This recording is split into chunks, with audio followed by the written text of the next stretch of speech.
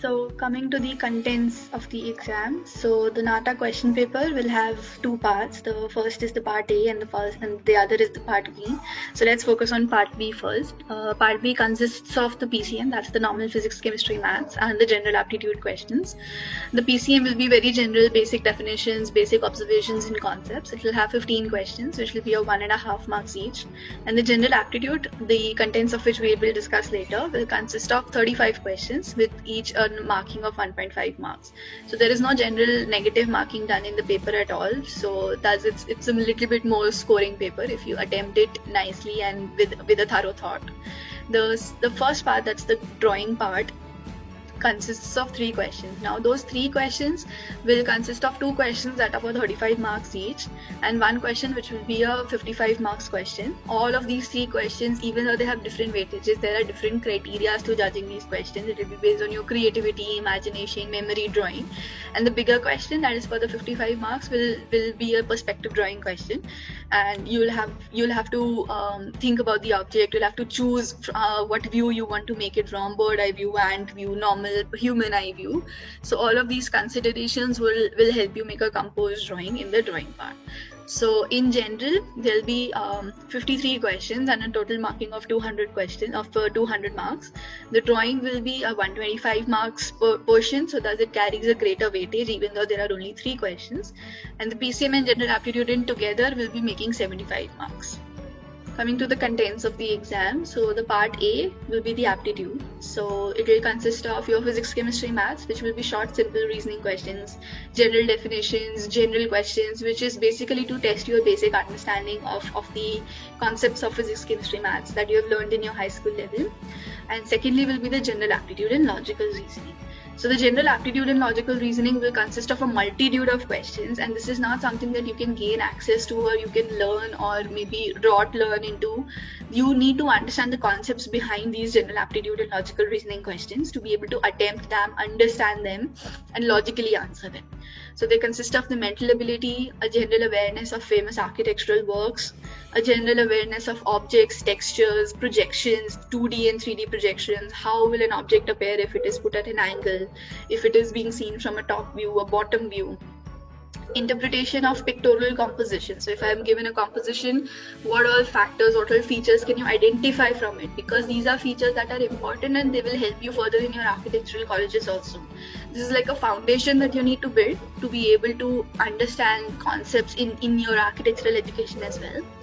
Visualization of 3D objects from 2D objects. So if I've given you a 2D parallel projection object, so how do you think will it look when it is viewed from a different angle, or what object does it actually is? So that is all questions that will be asked in that question. And simple reasoning and logical operations, which is something that you've been accustomed to all throughout your school education. Coming to the second part of the exam, which will be drawing. So this will again require some basic understandings, which will include creating 2D and 3D projections using different shapes and forms. So there might be a question which would ask you to use different forms, different parts of a key, and then use it to create a composition. So then that composition needs to be balanced. Then the examiner will be looking at, okay, so have you observed the object quite clearly? So there is a different set of lines that go into shaping the front of the key and the center of the key and the back of the key. So you need to have an understanding of an object. It will look like a very simple object, like it's just a key, but it can have different interpretations. It can be used in different forms and shapes and sizes. So that is what the examiner would want to see. Secondly, a perspective drawing, sketching of the urbanscapes. Perspective drawings will be really important if you go for any design exam. Might be NID, NIFT, NATA, anything. They would require an understanding of perspectives, 2D, 3D perspectives, 3-point perspective, 2-point perspectives, everything. Then is an understanding of scale, view, proportion. So if there is an object that is in front of me versus an object that is a little behind, there will be a lot of difference in the way my eyes will perceive that object.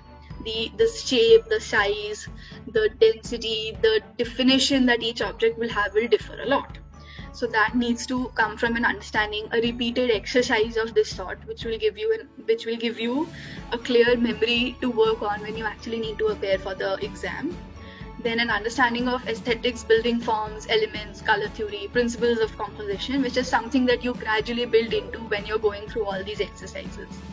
Then the form transformation in objects through union, subtractions, and rotation. So if I ask you that you have to draw a composition using semicircles and triangles, so the basic form that you would be thinking of is a semicircle with a triangle, but it has not specified what shape, what size, so you might as well go for a half-cut triangle over a half-cut semicircle.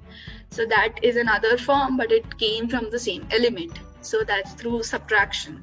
It can be, if you multiply that, the clown thing multiple times, you might come up with a flower. So that is the form transformations in an object. Then generating plans, elevation sections in 3D views of the objects. That is again something that comes with an understanding, a lot of practice. Even we at a level after we have graduated from the school, we sometimes think of these basic elements to ignite our thinking that, okay, if I look at it from this direction, this is what I'll be seeing. If I look at it from that direction, this is what my view will be. This is the kind of activity that will take place in the building because of the given form, plan, section, and elevation of that building, of that object. And lastly, creating encompassing patterns out of 2D shapes, as we have already discussed, but this will be more related to patterns and not a composition. So these are the basic elements that will be discussed in the sessions, and the basic elements that you need to keep in mind, that you need to practice to be able to perform nicely in the exam.